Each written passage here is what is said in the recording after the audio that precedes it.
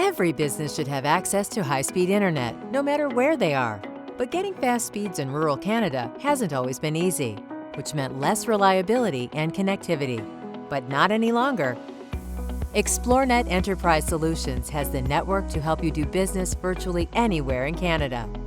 With our extensive fiber, fixed wireless, and next-generation satellites, we're bringing the high speeds of the big city to small towns, tiny towns, and no towns. ExploreNet Enterprise Solutions gives you the kind of high-speed internet your business can rely on, so you can stay productive and stay connected across single and multiple locations. Plus, with our 24/7 dedicated support centers and coast-to-coast dealer network, help is never far away, whether it's Dave in Portage La Prairie. Hey, this is Dave. Or Katie in Ontario. Hi. No matter your business size or location, get connected with ExploreNet Enterprise Solutions. Well, good morning, everyone. Bon matin tout le monde et bienvenue à ce webinaire. Welcome to this morning's presentation by the Chamber of Commerce for Greater Moncton, which is presented in partnership with CPA New Brunswick. My name is John Wishart. I'm CEO at the Chamber, and I'll serve as your host and moderator today. We're very pleased today to have with us Vincent Zhu, Strategic Pricing Analyst at Imperial Manufacturing Group, who will talk to us today about understanding financial statements. As a non-math person, I find this challenging myself, so I'm sure Vincent will be able to provide lots of tips on how to best understand your financial statements. I would like to start out by thanking ExploreNet Enterprise Solutions for being our sponsoring partner for this professional development series called Chamber College. So thank you, ExploreNet. I also want to remind everyone that we will have a Q&A session at the end of Vincent's presentation. Il y aura une période de questions à la fin de la présentation.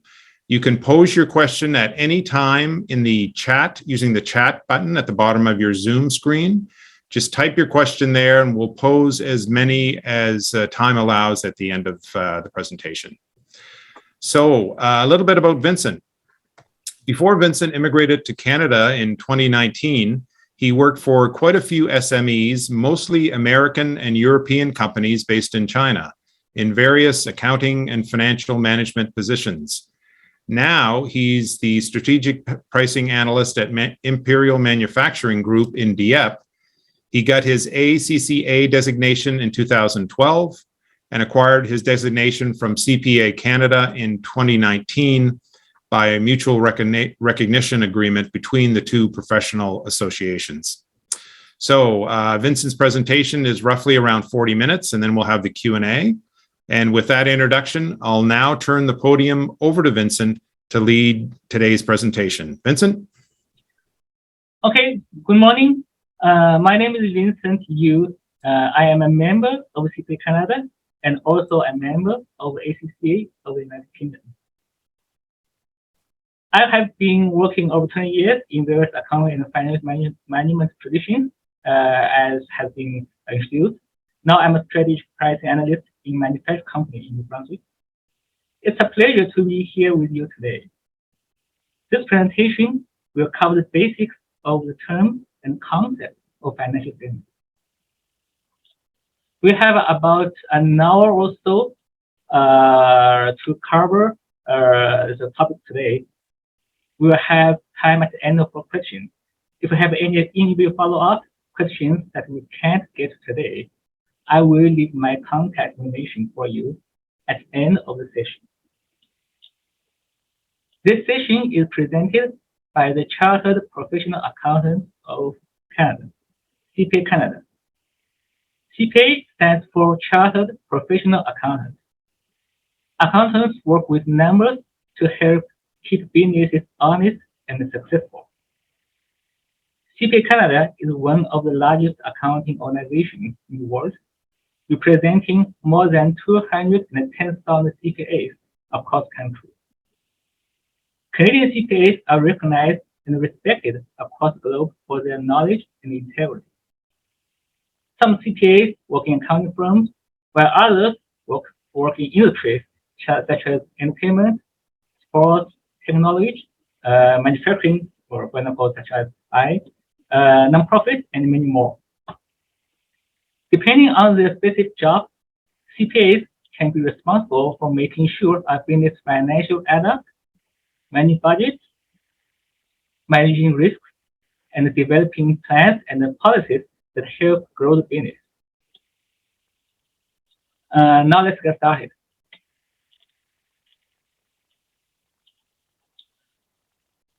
Here are a few common questions, usually from entrepreneurs or business owners. How is the business doing?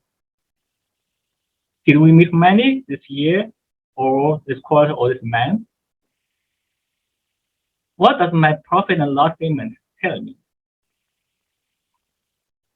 Why do I need a balance sheet? Where is my cash coming from, and where is my cash going to? Why isn't my cash equal to my profit?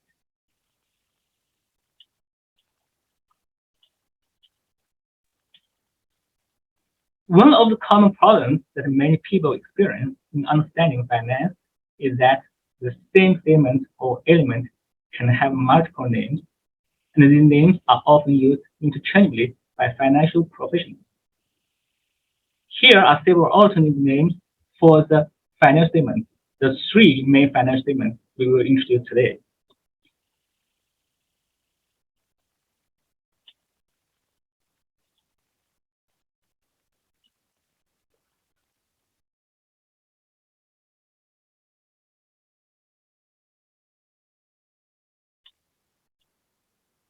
Now let's find out how these financial statements are worked out. As soon as we start to establish a business, or even before that, we may enter various contracts.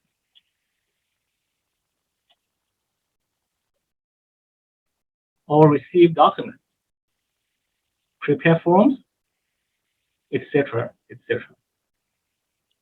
And the bookkeeper and accountant will help you to collect the financial data from these documents and record. As I was saying, I see, I record, I add up. And the outcome of the bookkeeping and accounting are the financial statements, which address those questions we covered in the previous slide. How's business doing? How much money did we make this year? Where's my business and my money? Is my business solvent? So what is solvent? I will cover this in later slides. Where's my cash coming from? Where it's going?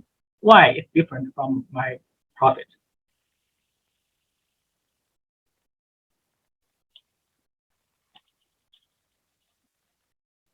The purpose of this slide is to introduce the concept of profit and loss statement and offer a brief explanation of how profit and cash differ. The first bullet describes the role of profit and loss statement, which is to compare revenue and expenses. It also provides a formula for profit, which is revenue less expenses.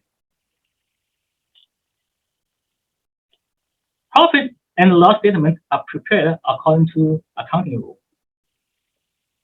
Accounting rules require that revenue be recognized when the sale takes place, which in many instances is before or after the cash is actually received. Here's an example for revenue being recognized before cash is received. For example, the sale of goods on credit, which to be paid in 30 days or 60 days or 90 days, whatever agreed. Here's another example for revenue being recognized after cash is received. For example, the customer pays for airline tickets in advance, but does not take flight until 2 months later. So from the point of view of the airline company, their cash has been received, but revenue is not recognized. After that, maybe in 1 or 2 months later. Accounting rules also require that the expenses be recognized when they are incurred, which may be before or after cash is actually paid. An example for expense being accounted for before cash is paid is a company received the accounting or tax services. That means it's the expenses for the company from accounting firm yet to be paid. Usually, the payment will be in the next accounting year. And here's another example for expense being accounted for after cash is paid. So the cash paid first is a company prepays for 2 years of rent. So the cash is already paid, but expenses will be accounted for in the next 2 years. When these accounting rules are being used, a business is said to be using accrual accounting. In other words, revenue and expenses are recognized in the period to which they relate, rather than when cash is received or paid. When a business uses accrual accounting events and cash events are recognized at different times, so usually different year, and hence profit will differ from cash in and cash out.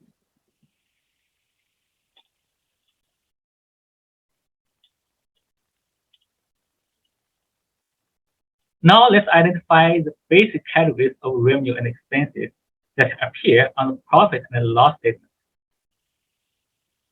These categories are important because they are different ways to evaluate the different sections of the profit and loss statement.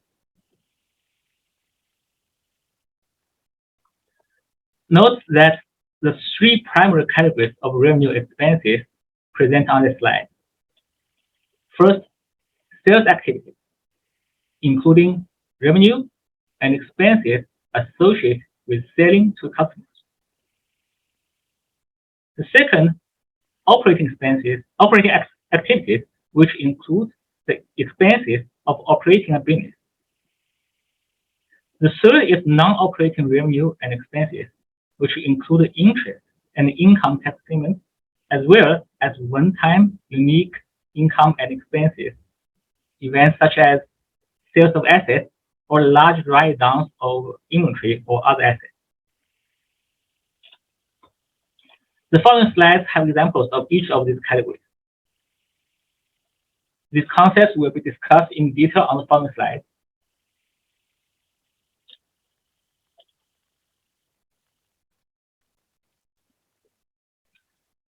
Note that the sales activities of the business include the revenue a business generates for selling products or services to a customer, as well as the cost of purchasing, creating, or providing those services. The profit a business earns from its sales activity is known as gross profit, and is calculated by subtracting cost of goods sold from revenue. A sample sales activity section of a profit and loss statement is shown here. In this example, revenue is $100,000, cost of goods sold are $36,000, and if we subtract cost of goods sold from revenue, gross profit is $64,000. By the way, gross profit sometimes is also called gross margin. Service business often use the term cost of services instead of cost of goods sold, but sometimes they also adopt the same name, cost of goods sold, for a service. Doesn't matter. Let's assume this company is a convenience store. So in the financial year, it will record the total revenue, that is to say the sales of its commodities, the cookies, drinks, cigarettes, etc., amount to $100,000. And the cost of this stuff, usually at their purchase prices, totaled $36,000. Therefore, the business earned a gross profit of $64,000.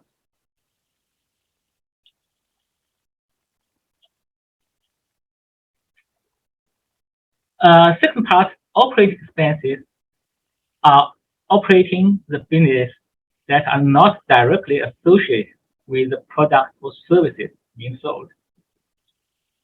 Operating expenses include selling expenses, research and development expenses, we call R&D expenses, general and administrative expenses, sometimes called G&A expenses, as well as depreciation.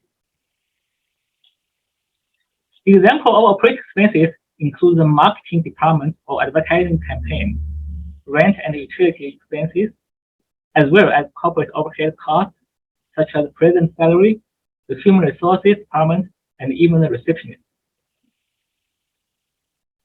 As to our example of convenience store, the operating expenses usually include the wages of employees, the rental and utilities, stationery and other supplies, bank charges, professional services payable to accounting firms or law firms, charges on your POS system, vehicle expenses if such vehicles are used for business purpose, and depreciation of equipment, for example, the fridges used in the convenience store, and regular writing off of perishable goods. The sample profit and loss statement shows the business operating profit. The operating profit is calculated by deducting the total operating expenses from the gross profit from the sales activities shown on the previous slide. In our example, the business has operating expenses of $44,000, which consists of these sub-items. And when these operating expenses are deducted from the above $64,000 gross profit, the operating profit is $20,000. So now we just got the operating profit, not the bottom line, not net profit.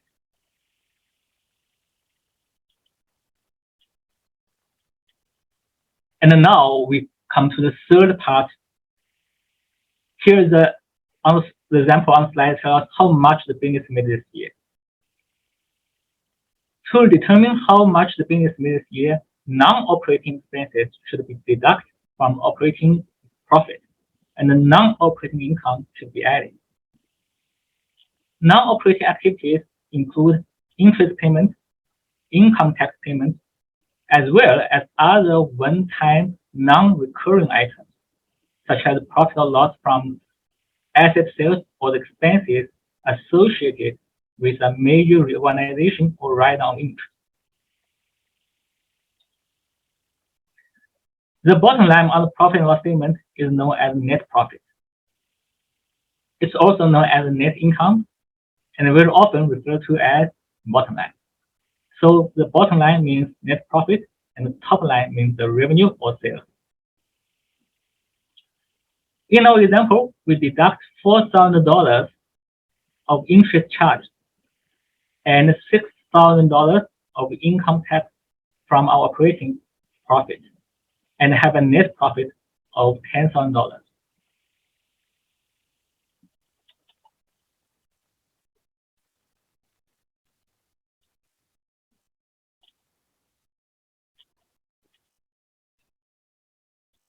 Now we come to the second financial statement, the balance sheet.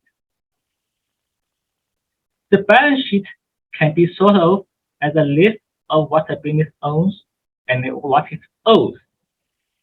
It owns assets such as cash, accounts receivable, or money owed to it by its customers, inventory, as well as fixed assets such as plant, property, and equipment.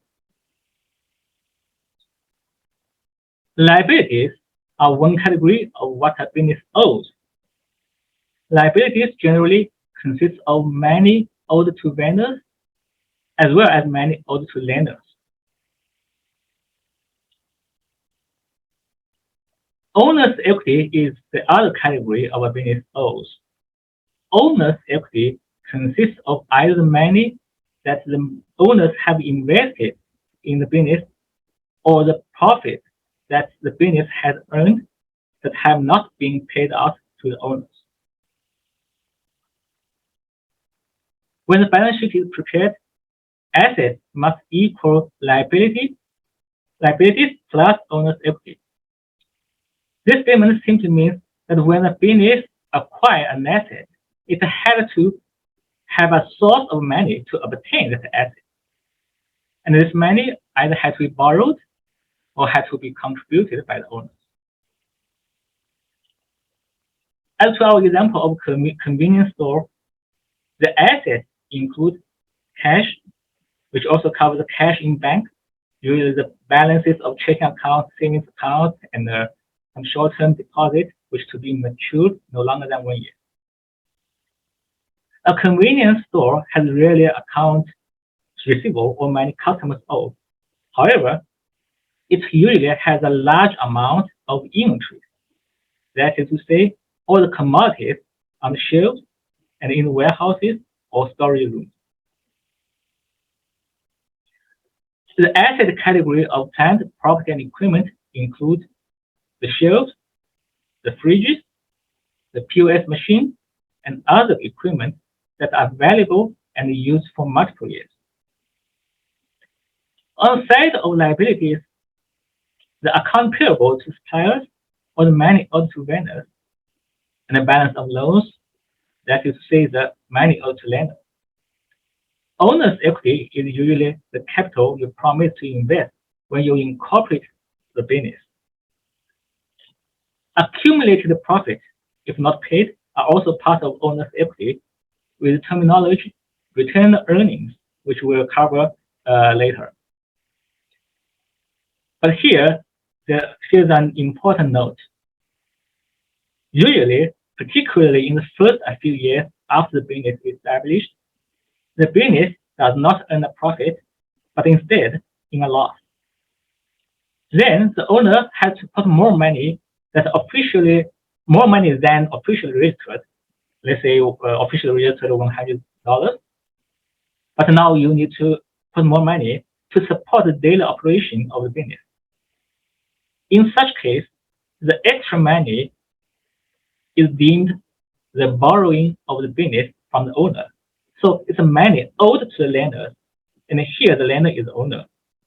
They are not deemed as owner's equity. Here the equation assets equals liabilities plus owner's equity, or equity equals assets less liabilities, or sometimes we call it the net assets. When total assets are less than total liabilities, or the equity, owner's equity, or we call it the net asset turns negative, we usually say the business is insolvent.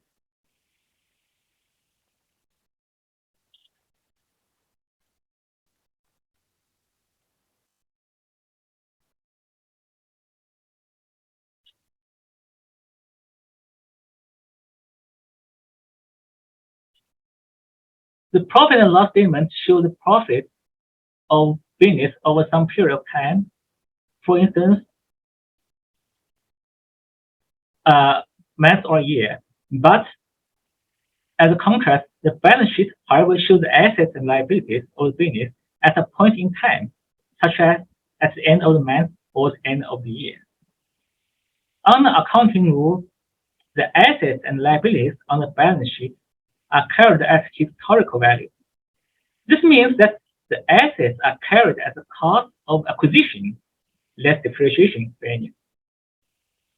While correct from the accounting perspective, using historical value means that the value of assets and liabilities on the balance sheet might be different than the actual market value. For instance, the market value of real estate might have appreciated from its historical cost, while the market value of a used computer might be substantially less than its accounting value. Intangible assets are non-physical items, such as patents, trademarks, and brand names. And some intangible assets are recorded in the financial statement, typically those are acquired. Others, like internally generated brand names, recognition, or employee morale, are often not recorded for accounting purposes.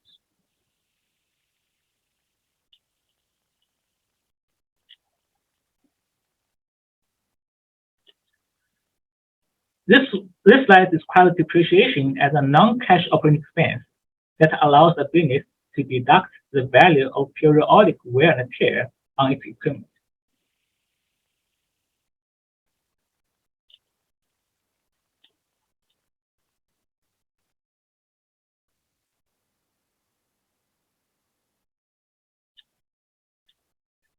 The asset section of the balance sheet is typically divided into current assets and fixed assets. Current assets are assets that are currently in cash, or they can reasonably be expected to be converted to cash within a year. While fixed assets include things that are not typically converted to cash, such as plant, property, and equipment. Current assets include cash, inventory, as well as accounts receivable. That is to say, the money owed to business by its customers. On the right side of the screen, we see an example of the balance sheet. This is the example just for the part of the assets of a balance sheet. In our example, the business has $25,000 of cash and $20,000 of inventory and $10,000 of accounts receivable. Total current assets are $55,000. Fixed assets include $50,000 of plant, property, and equipment, less $5,000 of depreciation. In total, the business has $100,000 of assets.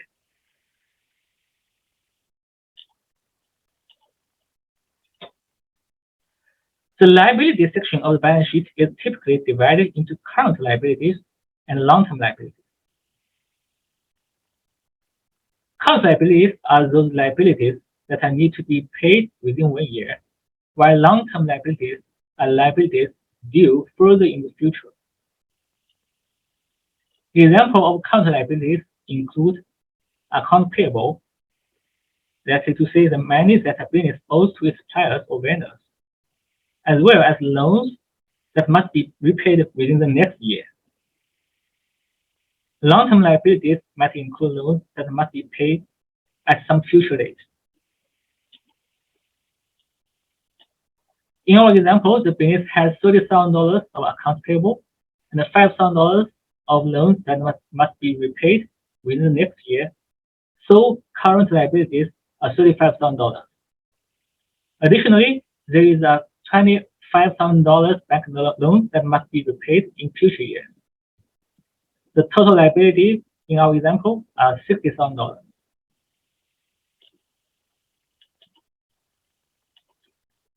The owner's equity section of the balance sheet shows the value of the owner's investment in the business. Owner's investment can include the initial money put up by the founders of the business, as well as additional investment from other investors or from sale of stock.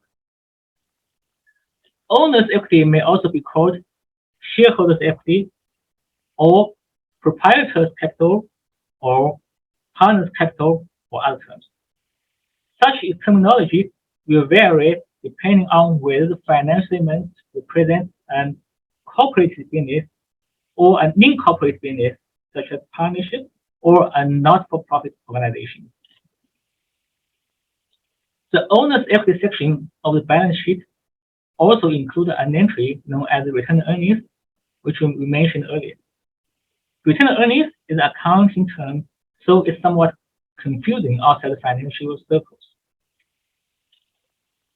Retained earnings are created by an accounting entry. They are cumulative profits of a business since inception that have not been paid out to the owners as dividends. So the concept is simple. If the business makes a profit, the profit is either returned to the owners in the form of dividends, so it's no longer here, or it's left in the business and used to help the business grow. When it's left in the business, it is categorized as retained earnings. So in this case, you may also choose to return the $10,000, and then you reinvest as capital stock. It's another option.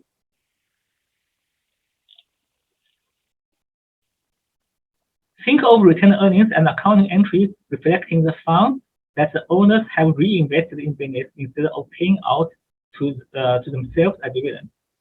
Here, in our example, the business has capital stock of $30,000.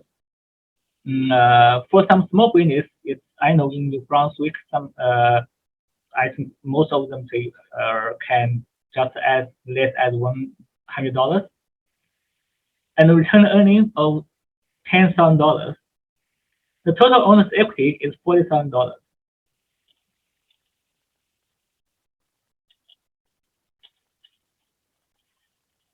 This slide presents an example of a complete balance sheet for XYZ company as of December 31st, 2021. Note that the assets are shown on the left side of the balance sheet, while the liabilities and owner's equity are shown on the right side. Also note that the total assets are equal to total liabilities and owner's equity. So the balance sheet is in balance, and so that's why it's called a balance sheet.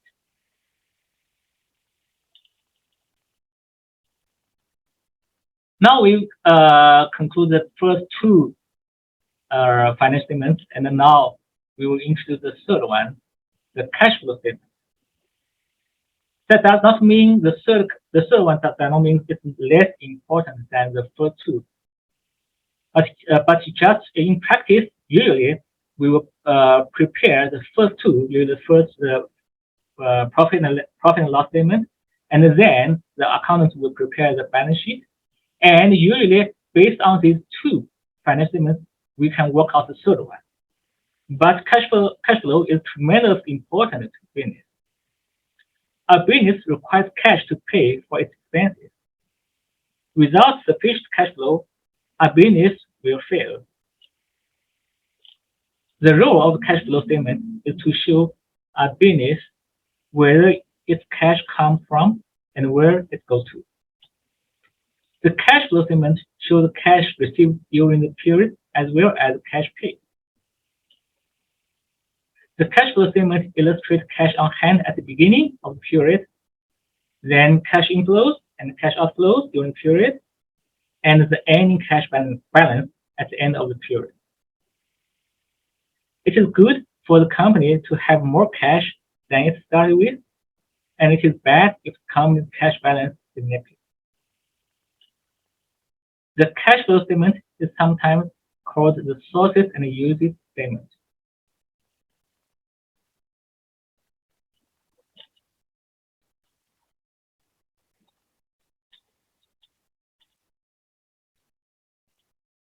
A business receives cash from both its operations and from its financing and asset activity.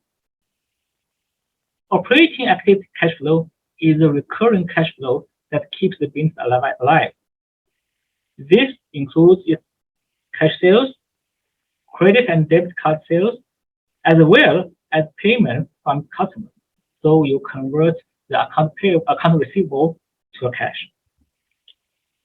Financing and asset activity cash flow are the infrequent events that also generate cash for business. For instance, a business might take out a loan to purchase a piece of equipment. The loan proceeds will show as finance activity cash flow. Likewise, a business might sell some assets, such as a used dump truck, and receive cash for its sale. The sample cash flow statement shows $90,000 of cash generated from the operations of its business, and the additional $45,000 generated from loan proceeds and some additional investment by the owners, for total cash received of $135,000.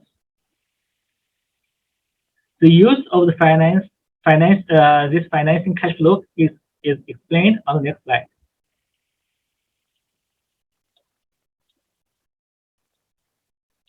This slide presents the complete cash flow statement for our fictional XYZ corporation. No, sorry. sorry, here. This,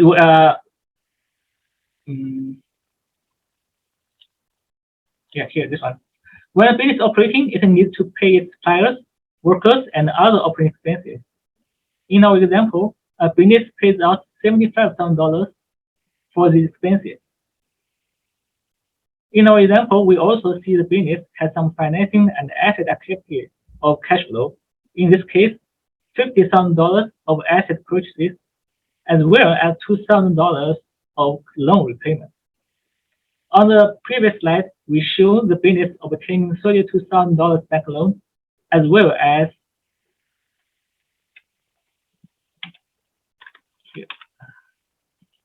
$13,000 of additional owner's investment.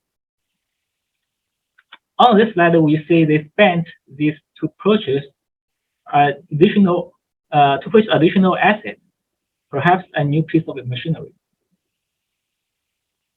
Here as purchase.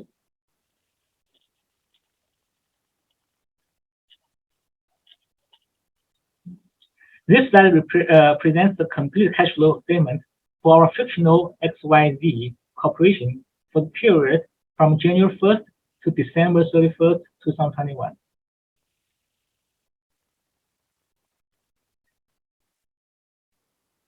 Like the profit and loss statement, the cash flow statement reflects activity of a period. In our example, we see that the business started the year with $17,000, received $135,000 of cash, paid out $127,000 of cash. Here. And at the end of the year with the cash balance of $25,000.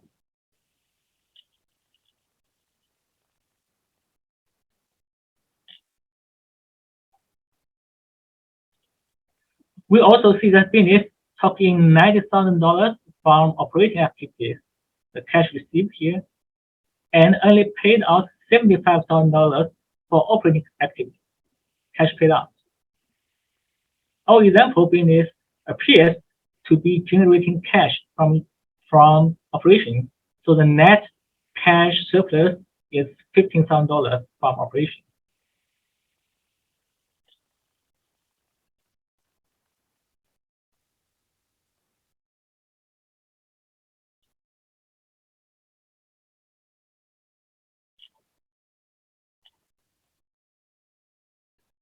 This slide presents some of the key differences between accounting for profit, accounting for cash. One key difference, just to remind, is that revenue is typically recorded when a good is transferred or service has been performed, irrespective of cash being exchanged. A second key difference is that expenses are recorded when service has been used or when something has been purchased, yet the cash outflow occurs when the bill is paid. Any business that does not pay the same day, but usually decided in the same year, if they do not pay the same day the service or goods are received, we have a difference between expenses and cash outflows.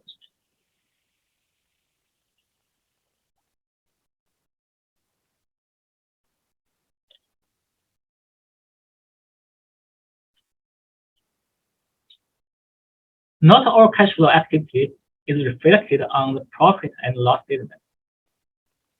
For instance, the purchase and the sale of assets or funds received from the owner or from lenders affect the balance sheet and the cash flow statement, but not profit and loss statement.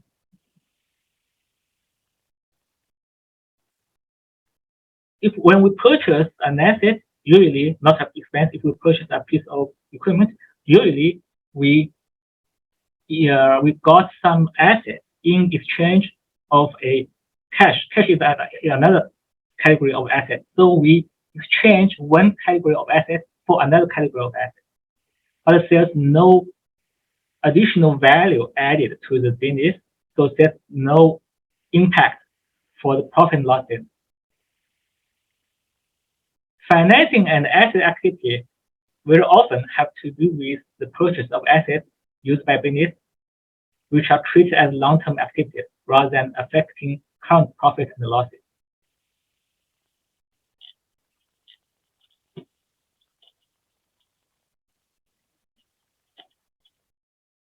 And here are some resources you can find on the website of the CPA Canada, including the glossary of terms we covered today, implementation checklist, some important financial indicators that you should monitor, some definitions. If you have time, you can do some research.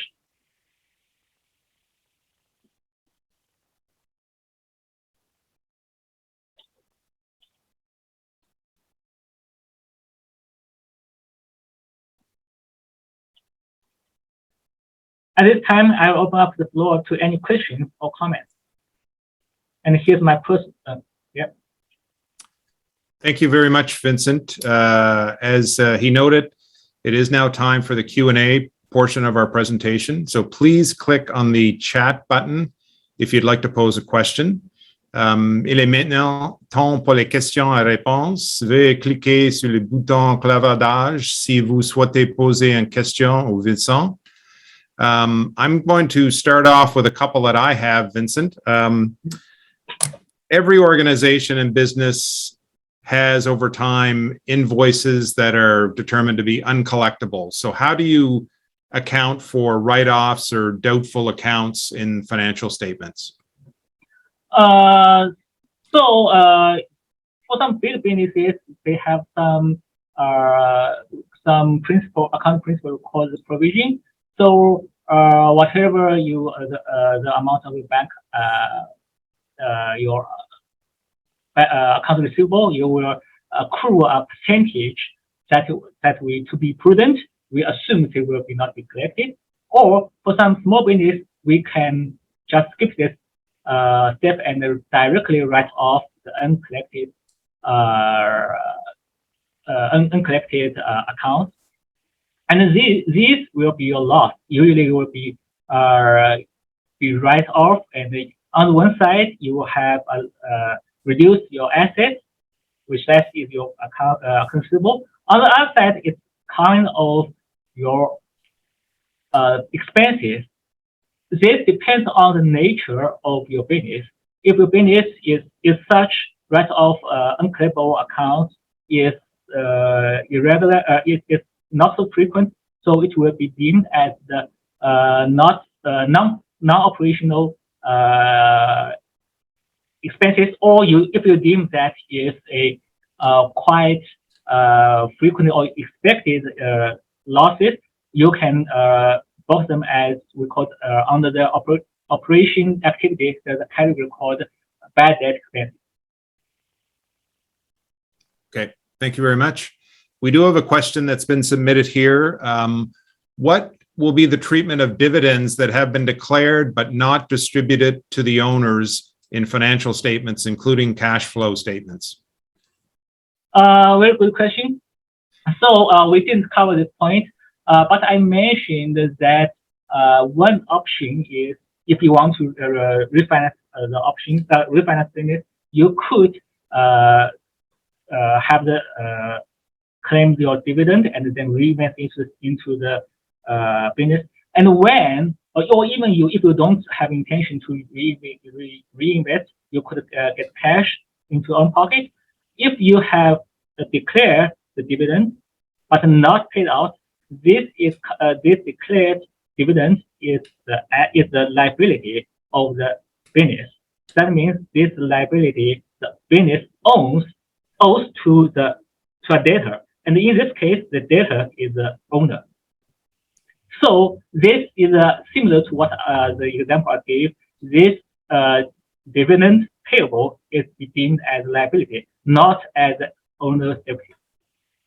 On the cash flow, if it is a dividend declared but not paid out, so there's no cash transaction incurred. so it will not be reflected on the cash flow statement. It will only affect the balance sheet. Okay, thank you. I have a question about depreciation.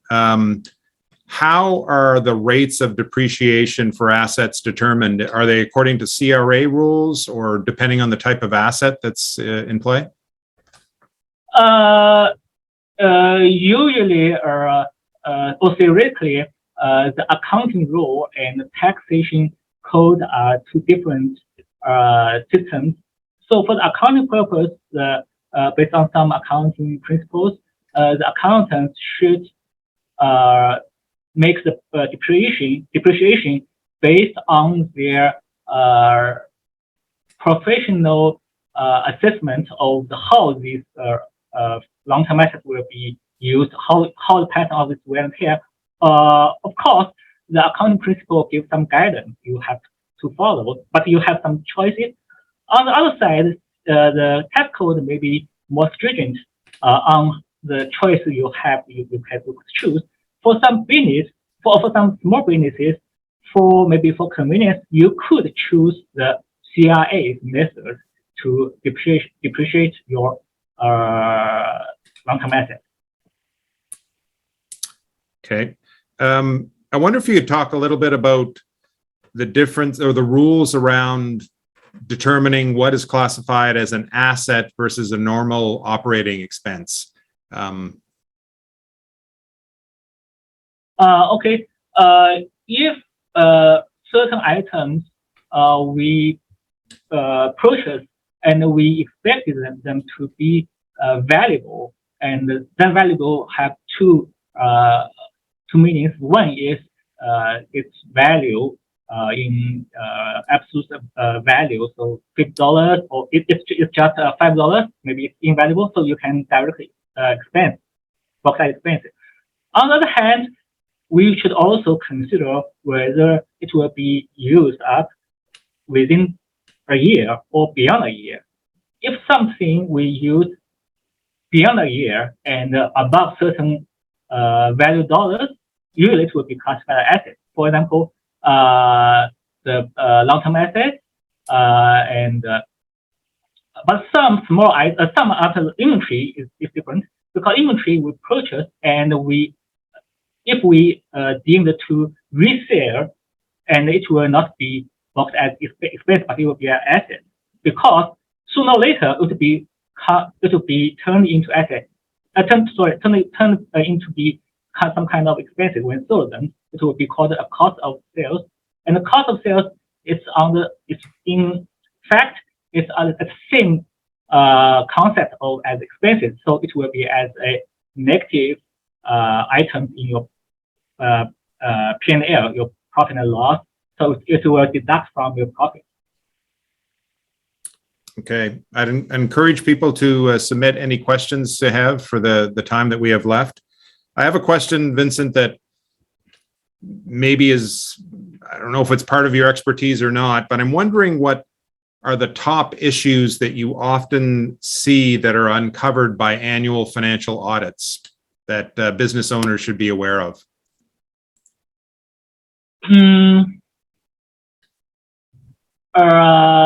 For the small business owners, I think one of the key points that is to separate your own expenses from the business expenses.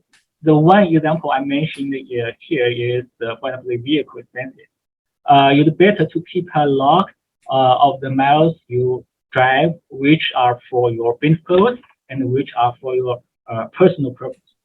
Some other, like for example, for some convenience store, which commodities you purchase for running your business, that means the commodities you will resell to the customer, and what others you will consume by your household, by yourself. So that's a very important issue to separate that. Otherwise, it will be abused your claim of your taxable expenses. Okay. There is a question here that asks, what's the best way to deal with financial statements? We have a lot of smaller business operators on the call today, Vincent. Should we hire an accountant, or is there a way that the business owner manager can do this themselves? I would suggest we hire some professional accountant. The reason is, which we emphasize here, is the difference between the accounting rule and the difference between the cash flow and the profit and loss. So for non-professional business owners, it's hard to distinguish the two different concepts, and especially when you and sometimes you need to submit your financial statements to banks for loans or for other purposes. And I would suggest the professional accountant can prepare the balance sheet, your cash flow statement, your P&L statement in a more professional way, and it will be more acceptable by the users such as banks. And I think for the long run, it will help you. Mm-hmm. I know that here at the Chamber, we don't have an in-house accountant, but we have a CPA on account who provides so many hours a month just to make sure that our financial statements are proper. And for us, it's a very good investment. Yeah, so volunteering accountants is also a very good resource. Next question, can you please shed some light on accounting treatment for recording and amortization of intangibles like goodwill or brand value? I would say that goodwill, usually if we generate it internally, we could not record such goodwill as our assets. We could say, okay, I run our business for over 10 or 20 years. I think our morale is good, and every commodity we sell, we can sell at a premium. Overall, for the same product, we can sell at a premium of our competitors. So we should recognize some of our special goodwill. No, in the accounting rule, it's not allowed. The goodwill in the account recorded is only allowed when we have a merge or a acquisition. So when your business is sold to a new owner, and if the what you received, the sum you received is larger than the total of your accounting value of your asset, and that difference could be recognized as a goodwill, and there also need to be some adjustment and calculation. We could be recorded as goodwill by the buyer. So goodwill can only be recognized externally.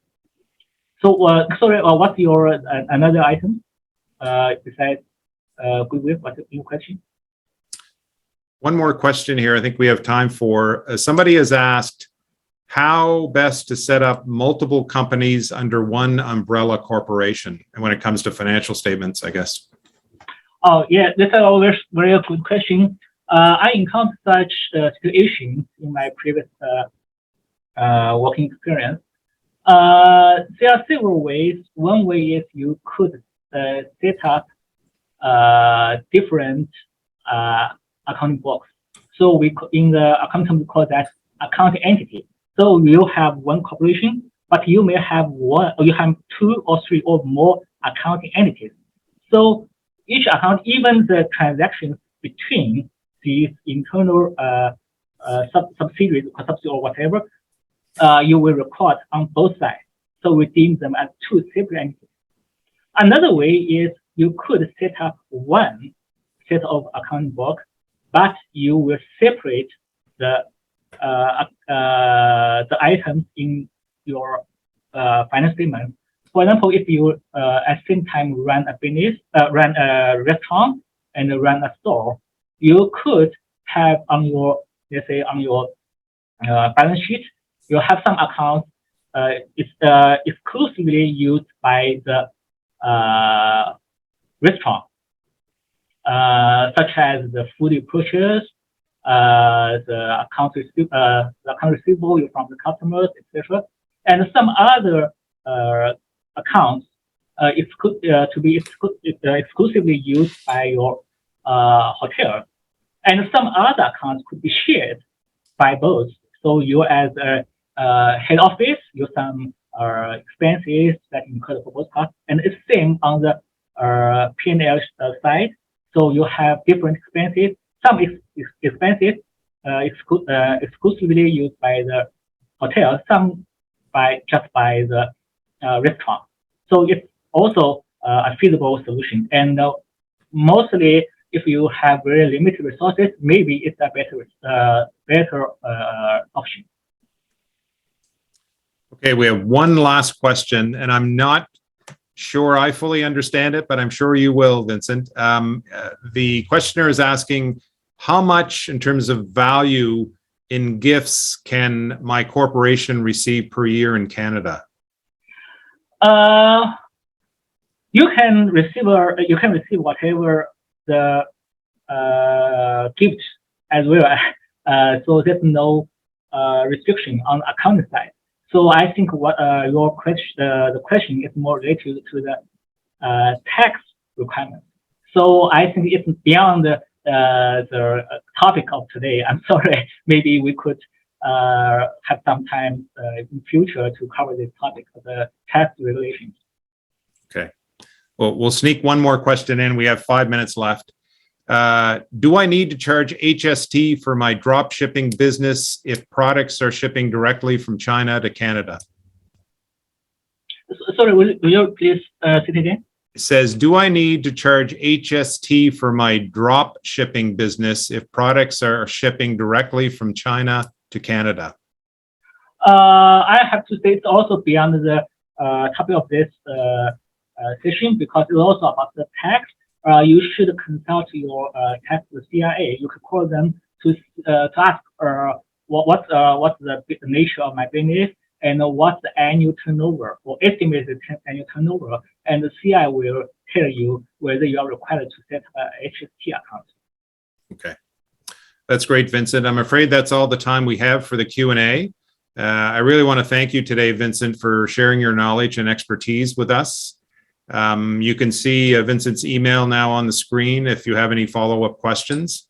I just want to take a moment to mention to those on the call, we have several events coming up in the next few weeks and months. So I would ask you to please check the Chamber's website at ccgm.ca for an updated calendar.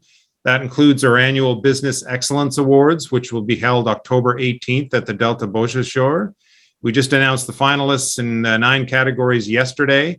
So the excitement is starting to build and tickets will go fast for this event since we're back in person this year. And the second big event is our Workforce of the Future Summit on November 17th, also at the Delta. This event will be done in partnership with 3Plus and several sponsors, including CPA New Brunswick, and will be a day-long best practice forum to help employers attract, retain, and develop talent, something that is on the minds of, I think, everybody in the business community these days. So in closing, thanks again, Vincent. Thanks to ExploreNet for their sponsorship. Thanks for everyone for attending today. Merci encore d'avoir participé aujourd'hui. Bonne journée. Everyone have a great day, and we hope to see you again soon. Bye for now.